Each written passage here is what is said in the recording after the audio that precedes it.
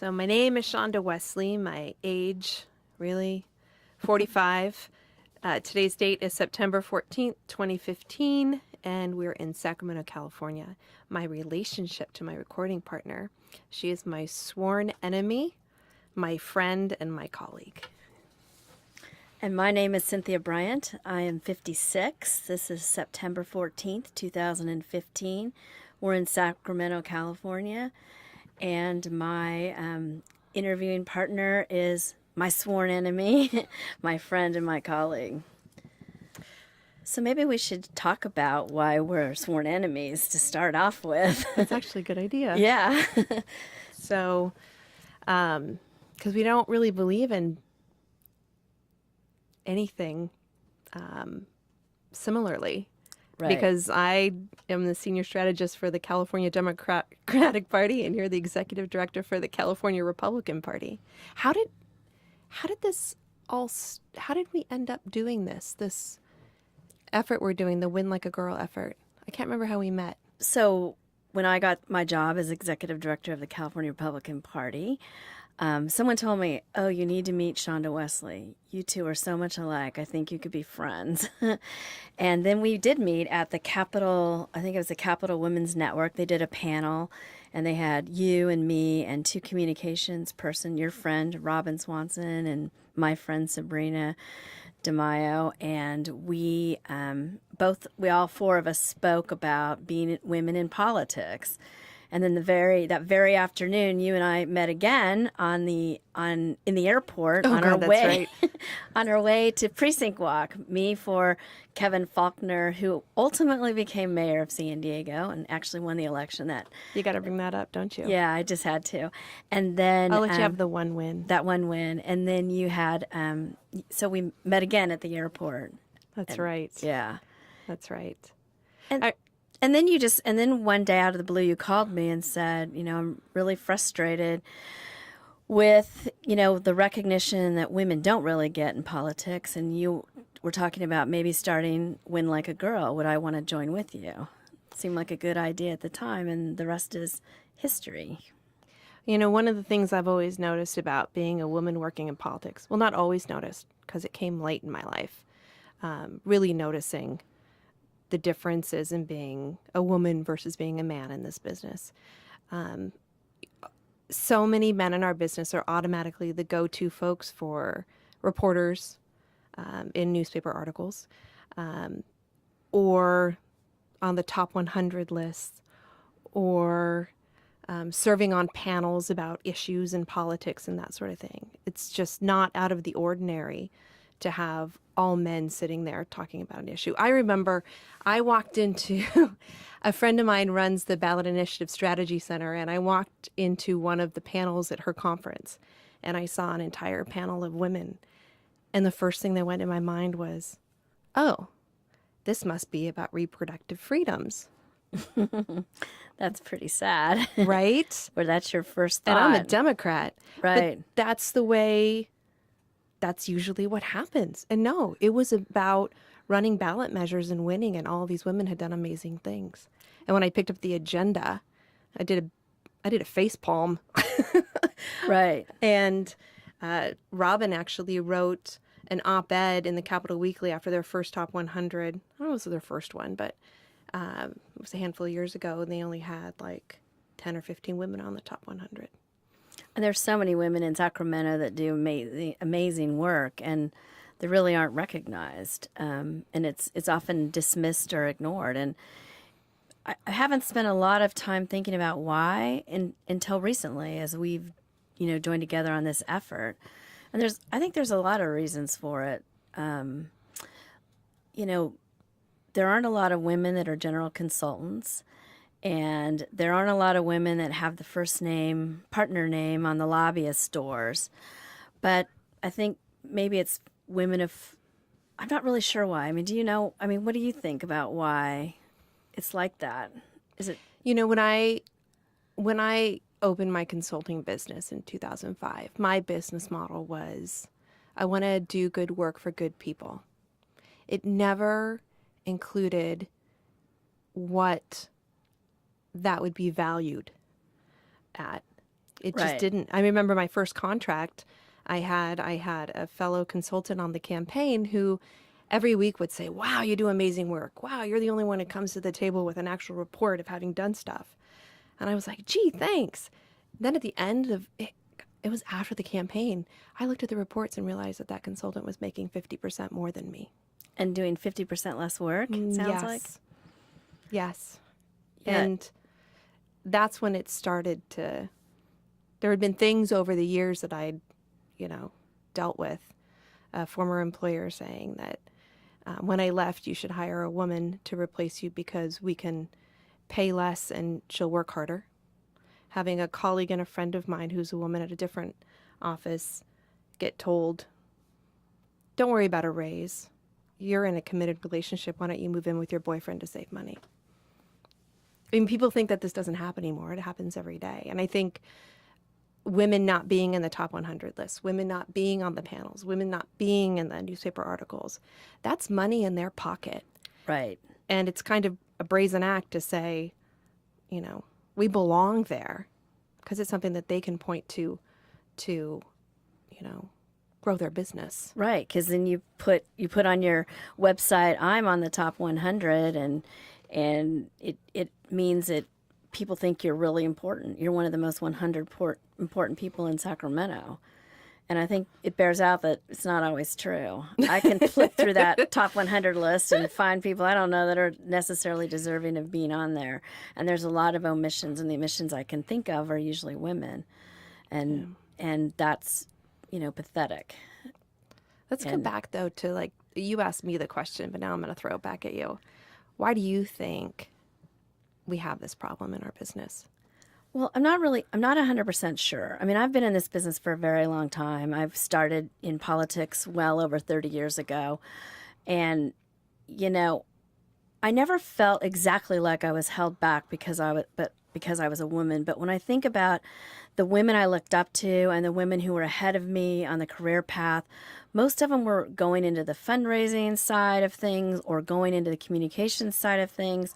They weren't going up and actually becoming campaign managers and campaign strategists. And I'm not sure 100% why that is, other than it was just happening. And it seemed to me as modeling what I was going to do in my life. It didn't seem like going up and running a company like the company I was working for was possible for me. So I decided to go get my law degree, and had big plans to become a lawyer, and I was never going to come back to politics. But as one of my old bosses used to say, if you make it through 3 cycles, you can never get out.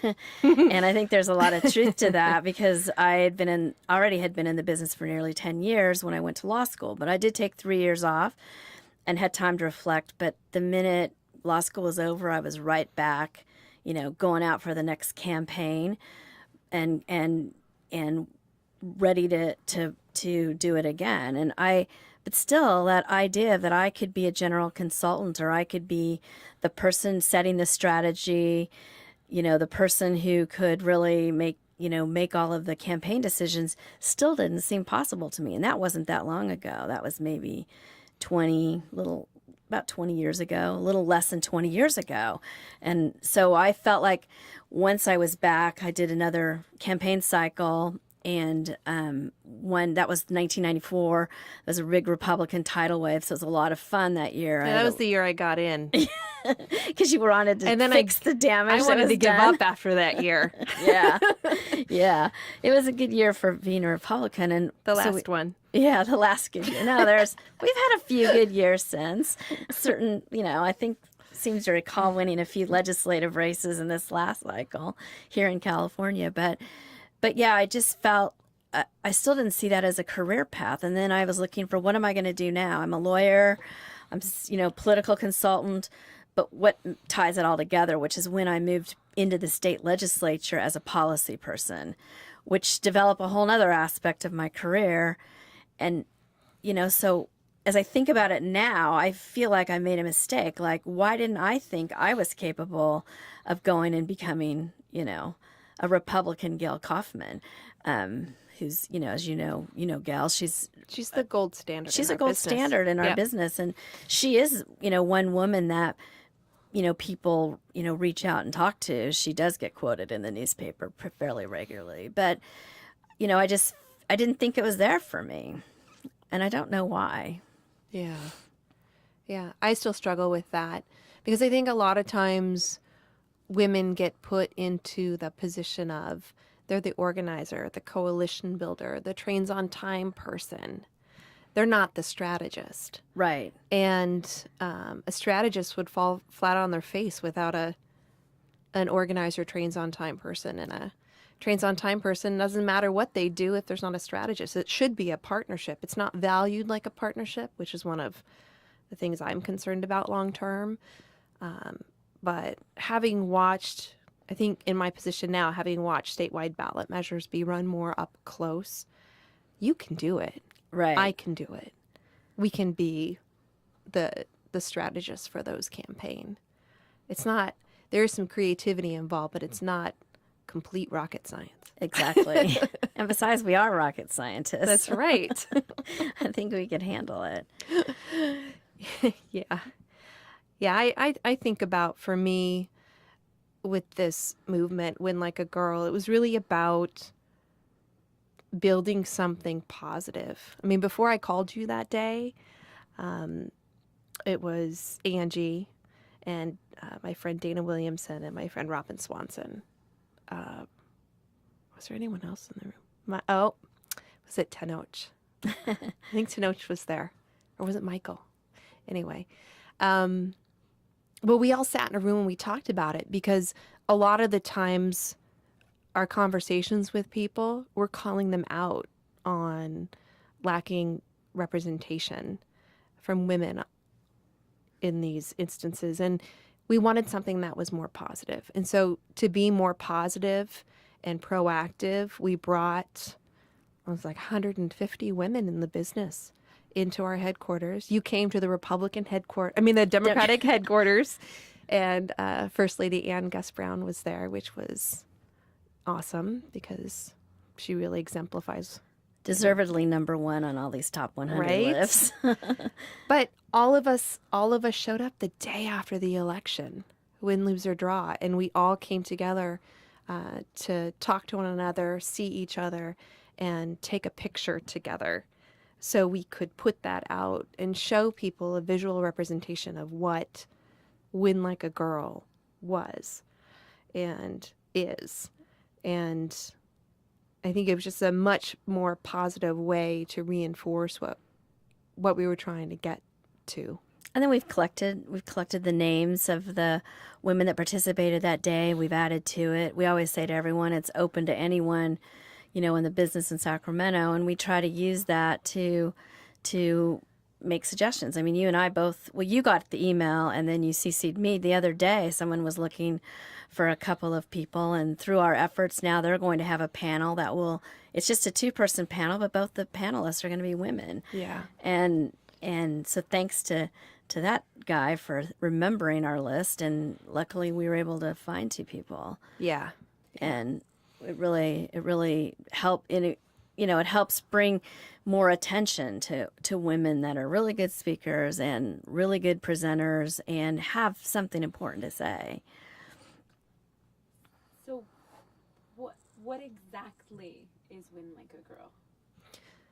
What is Win Like a Girl? Well, you said it great in the ad. We had the ad the other day, and now I can't think of but it's like we described it as a loose affiliation of women in politics celebrating the work. There's so Something like many, that. there's a lot of organizations that seek to elect women in the legislature and locally, but there's not an organization that seeks to support women who work in the business of politics and government. This is to highlight women who work in the business and to encourage their growth in the business, encourage new women to get in the business. Because until we have representation of those folks, I don't know if you agree with me on this, but for me, we need more representation of women who are making the endorsement and giving decisions for elections in order to elect more women. Right. I totally agree with you on that. And there's actually a lot of women making big decisions that have control over a lot of campaign money that are also just, people don't even recognize them. I could, quite a few that don't even get the recognition. And I think it's really, really important to get more women elected. I think it's one thing that I think I was most proud of out of the last election for Republicans. We really did elect a lot more Republican and more Republican women than ever. And on a percentage basis, it's really close. It's not really a bragging point. But on a percentage basis, there's more Republican women in the assembly than there are Democratic women. But we really did increase our ranks, and it makes a huge difference. And it'd be great if it was ever 50-50. When I worked for the Senate, when I worked for the Senate, there weren't any women in the caucus, except for me when I was invited in. We're at 26% now in the legislature. Right. That's a big problem, especially with term limits and all these races closing down. Right. It's going to be hard to get more women elected. Right. And it's something that really, really concerns me. Right. It concerns me too. I'm not sure we can work on that exactly collaboratively. No, can we can't. Let me ask you something. When I first called you about the Win Like a Girl effort, did you have any pause like, wow, she's on the other side. I don't know if I want to work with her on this. Can I trust that this is something that they're not setting up to try to tube me in some way? Well, it might have crossed my mind momentarily, but really I dismissed it quickly because you and I had already, we've had several off-the-record conversations about various issues over the couple of years that we've known each other, and I knew that I could trust you. So I wasn't worried about trust. And I think you've recognized the position that I'm in, and you wouldn't want me to, you wouldn't want me to screw you, so to speak. I mean, you would. I would not. You would not. And so, therefore, I just felt like you wouldn't do it to me either. And I think that's one thing. I think maybe it's a woman thing. I don't know for sure. But I really, really have always had good relationships with people I work with across the aisle, because it's the only way you really can get stuff done in Sacramento or really anywhere. And if you're not true to your word and your personal integrity, then what good is it going to be? So I wasn't too worried about it. Yeah. I come from Republican, well, they're not both Republican anymore, but Republican parents in Orange County, and I worked for the firefighters union. So right, I think bipartisan was the name of the game for me growing up. Yeah, and still is, right? I mean, you still have. Well, not really. It just means I can when I can be bipartisan when I need to be. Right. But no, I'm definitely a partisan now. I know it is funny when I took this job, it was going to turn me back into a partisan Republican for the first time in a long time. And there were some people I worked with during my time with Governor Schwarzenegger that were like, "You're going to run the Republican Party?" Like, they barely realized I was a Republican. Oh, that's funny. So it's kind of funny. I remember when I told my dad I was going to work for John Burton, and my dad, he will yell at me if I called him a Tea Party member, but that's pretty much what he's independent. For the record, he's independent. But we don't agree on pretty much anything. And I remember I told him I was going to work for John Burton at the Democratic Party. He said, "Finally, someone who I respect." And I was like, what? Because like that, John, you say what you believe in, you keep your word. And my dad knew that about him. Right. I said, even though he doesn't agree with a single thing you agree with, he's like, "Yep, finally someone I respect you're working for." I'm like, that's awesome, Dad. Yeah, that's fun. So, we were talking about this one day. I mean, why do you think women don't? Do you think we support each other enough? I don't. I mean, I think that we're doing better overall.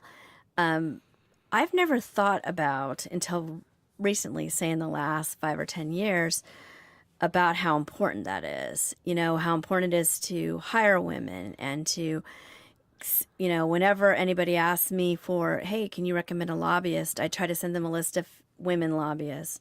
I do the same thing. Not just because of sisterhood or the fact that doesn't come from that point of view. It just comes from, we need more and more women to be recognized and more of them being in the important decision-making roles. And doing that is by getting them more and more important clients and letting them have their time to shine and making people realize that there's so many talented women in Sacramento.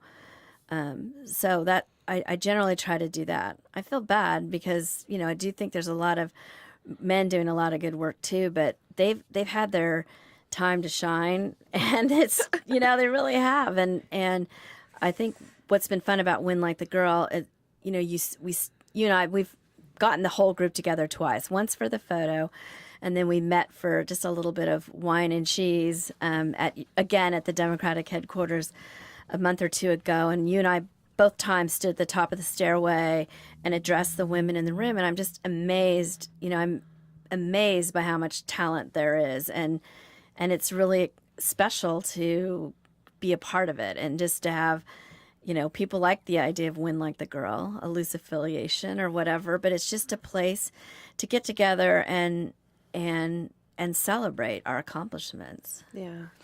I kind of feel like it's this dominant narrative that women don't support other women. And sure, anecdotally, I could tell you that's true in, you know, some instances. But I think that that narrative really stops us in our tracks. And that has to change. Like for the Win Like a Girl, I didn't have to like everyone on the list. Right. And I probably didn't. But you know what?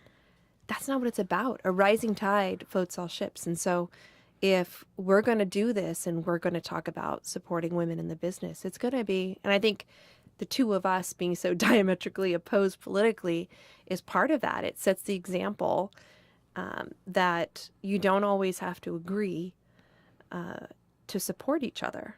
Right. And that, I think, has been a dominant theme with this effort. And I think that's something I've learned from you, because I made that comment to you earlier about, well, I think maybe women just don't support, you know, that we're bad at supporting each other. And so I was just falling into the same trap of repeating something that really isn't necessarily true and shouldn't be true. And we should all women should work really hard to make sure that it's not true, that we do really help each other out and look to help each other be successful and set good examples for the women behind us, you know, so that they come, you know, so that, you know, there's only been one other female executive director of the California Republican Party, but so that it's more that the women are leading and that are coming behind me, and we have not had in the Republican Party a female chairman. I'm not sure if you have. We have, but we, you know, it's just another one. It's just really, you know, and I think it's important for women to feel even more connected with politics. Not just talking about all of us that work in it, but I'm also talking about, you know, people that are voters and women that are turning 18 and starting to vote. That they realize that,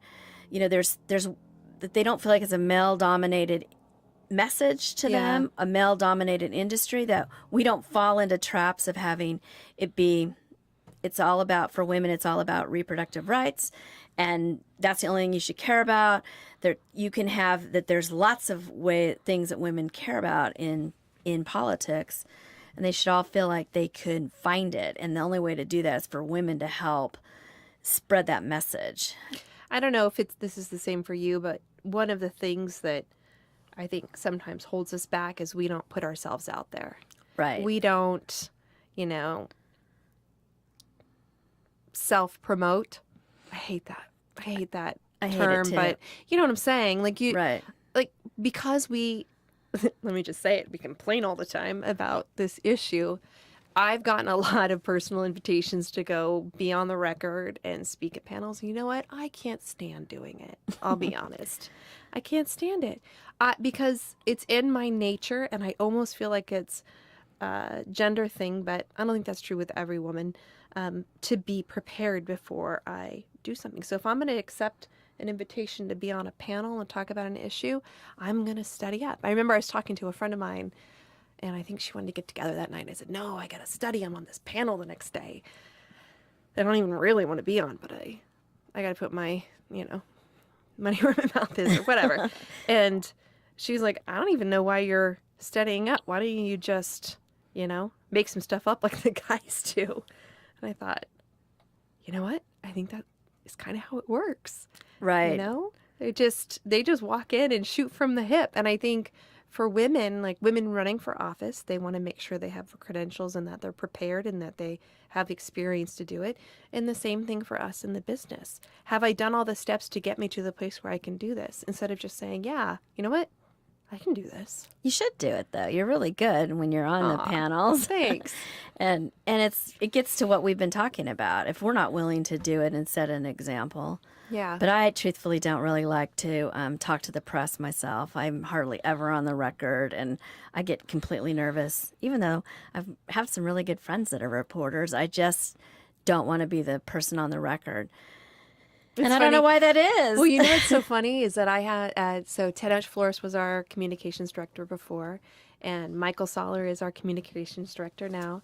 And then, of course, we have a male chair, John Burton, all three of which have each tried to get me to be more on the record. They've encouraged me and pushed me to do it. Right. And I just love that about them. But have you been doing it? Do you take their advice? Oh, yeah. The first time I agreed to, this is something I probably should never say, but the first time I agreed to be on record, I hid under my desk. And Tenoch came in looking for me. He's like, where'd she go? And I'm thinking, oh, I don't want to do this. And then I just started laughing because the whole thing was so funny. I got found out. And the article was fine. I think I did a good job. I did what we needed to do. Right. And we won that campaign, just FYI. Oh, that's too bad. I mean, that's great. I'm happy for you. But yeah, I mean, to me, it can get really nerve-wracking to be put in that position. So I understand some women who are reticent to do it. Yeah. But it's important. I mean, if you're trying to, this business is all about word of mouth and contacts and who do you know? And part of it too is being seen on these things. I mean, of course, I never then go back. I mean, I don't know if this is a man thing or a woman thing or just me being a procrastinator, but I've done hundreds of panels. I did a lot when I was in the governor's office.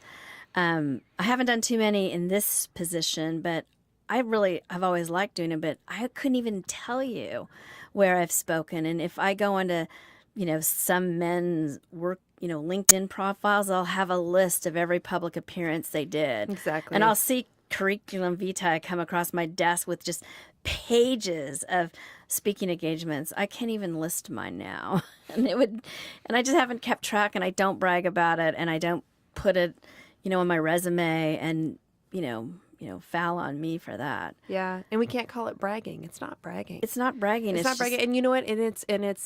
It's a corner they like to paint us into. I know that because I've been so vocal, and honestly, the reason I'm doing it now is not only because over the years I've had a lot of instances of either sexual harassment or it's all sexual harassment if you think about it, that it finally got to the point where I have a boss who's completely supportive of our efforts. And then I have a title that allows me to be a loudmouth broad. And that's saying it kindly. I know that I've been referred to in a number of unflattering ways because, I'm getting out there and saying these things. And to me, it's about the younger women in the business that I have this ability right now to be outspoken and to say what I want them to hear about this business and how they should look at this business. Like, we don't talk about money. Right. We don't. And so, like, the guys do. I'm sure they do. Right. And so helping them, this is, I mean, when I'm no longer at the party and John will leave in 2017 and I'm not staying at the party, I won't have the pulpit anymore. Right. And should we talk a little bit about, it is another aspect of women in politics is sexual harassment and the kinds of things. There's something, the business of politics. Maybe it's comes from the idea of backroom and the cigar smoke and what have you. But I've so often been the only woman in the room. Me too. Whatever it was for, whether it was for a meeting or for, management meeting or a panel or whatever. And there has always been there's kind of these double standards. I mean, first of all, the conversations can get very raunchy.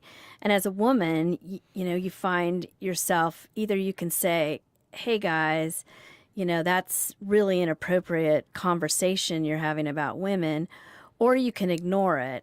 I think I let down my fellow women when I have ignored it. But honestly, I've ignored it 1,000 times more than I've ever stood up and said, hey, you just went too far.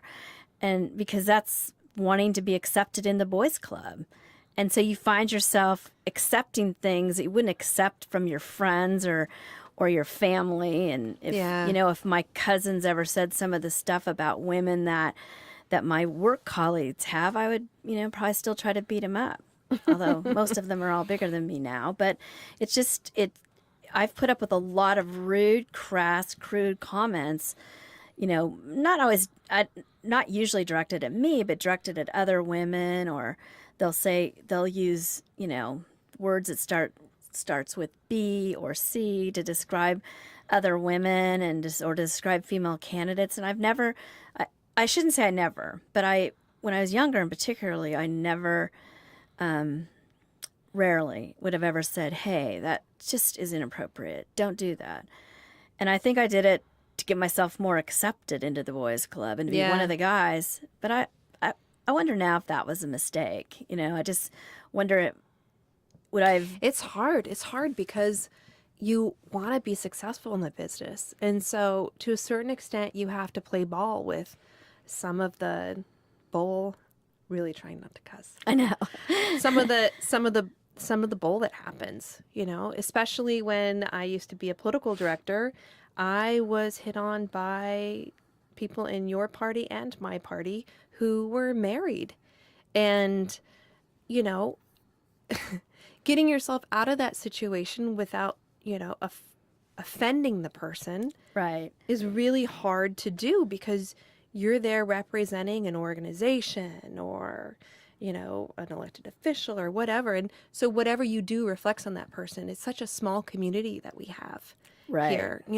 I remember I finally had enough when there was one time when I just realized I couldn't just let stuff go anymore. And I had walked up to a table and it was all men and someone commented on my anatomy to my face.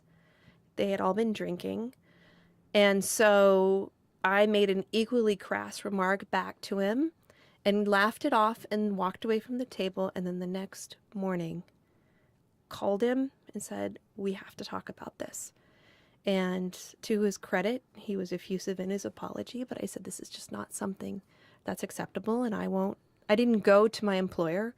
I went to the person who did it, who was connected to my employer. And I just said, this isn't okay. You can't treat women this way. And you're certainly not going to treat me this way. And I think I felt like I had the courage to do that because I had been there for a few years and I knew that my position was safe. Right. But when you have so many guys in power, it's hard because you're always doing a tap dance on what you can actually say about how you actually feel about what's going on. I am at the point in my career now, if someone used the B word, I stop them. And I say, no, that's not, tell me what the male equivalent of that is. And then you can use it. Right. Strong. Right? Forceful. I mean, that's just it's just, it's very, that's a good, I'm going to use that strategy. Yeah. I'm not sure I do that. No one's called me that in quite a while. We now use I don't know what's legal to say, but now if someone says the B word, I say, no, that person's an asshole. And you can call that person that in front of me, but you're not going to call that person the other word. Right. Because that's not fair. Right. And I think I just get to be more I don't even like saying opinionated, honest. People want to call us opinionated Right. because we're women who say what we like, what we care about, and what we believe. We're just being, you can be honest when you get to this point in your career, I think. Right.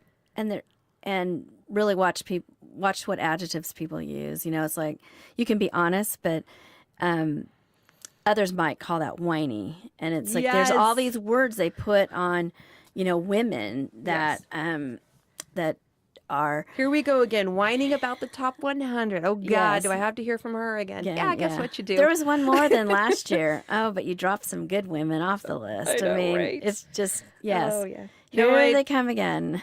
I've asked them not to put me on the list next year. And why did you ask them that? Because I don't think it accurately represents who actually does the hard work in Sacramento and is the most powerful. I think that they leave people. I think there's a lot of guys who go and they blind copy the person they're trying to make happy, and they send an email saying this person should be in your top 20. And they blind copy the person to get cred with that person, and it moves them up the list. And it doesn't mean that that person did anything to deserve that number. It's all a game, and I just don't feel like I want to be part of that anymore. I'll still fight for the other things, but I feel like encouraging having my name on that list gives it more credibility. Or encouraging other. Well, darn it, that means they'll drop me from the list now. No, they 'cause won't. I feel like I got on there because they were trying to have bipartisan representation. No, you got on it because you've done a really good job. Right. You're never going to take this state, though. But you do a good job. Well, it's possible. I haven't completely given up. But we can get more legislative seats and pick up congressional seats. So we'll really be battling out. Do you know what we're come going to do? November. Do you know what we're going to do? What?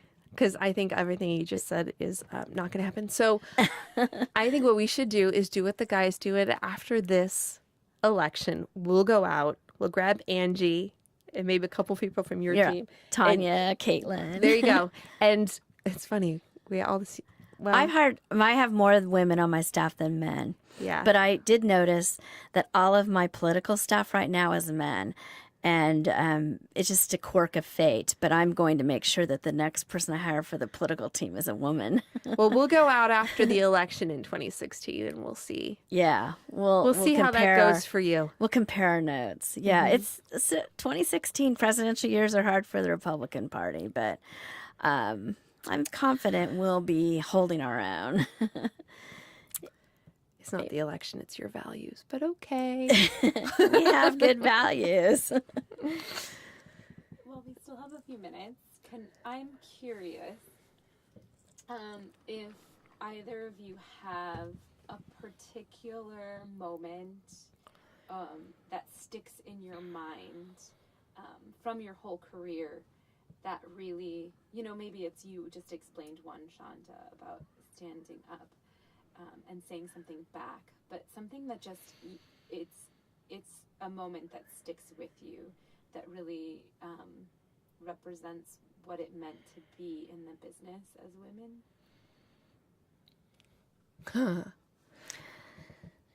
To be a woman in this business, it's interesting. One thing that I hadn't thought about in a really, really long time was I was sitting in a group in the Central Valley. It was a big campaign. This is back when I was a field worker. And most of the campaign workers were guys. I was one of the women. And we were talking about having volunteers come that weekend or whatever. And the very well-known consultant was sitting in the room, and he was trying to teach us all about campaigning. And I actually did learn a lot from him. But to the entire room, he said, well, you know what we need to do? Let's just get a sheet cake and have Shawnda bring it. Because she can bring the sweets and the bubbles. I was doing everything those other guys were doing. Right. But I was the woman in the room, long blonde hair at that time, blue eyes, young. And so the way that was said in that room completely undercut any kind of respect that I felt that maybe I had sitting at that table.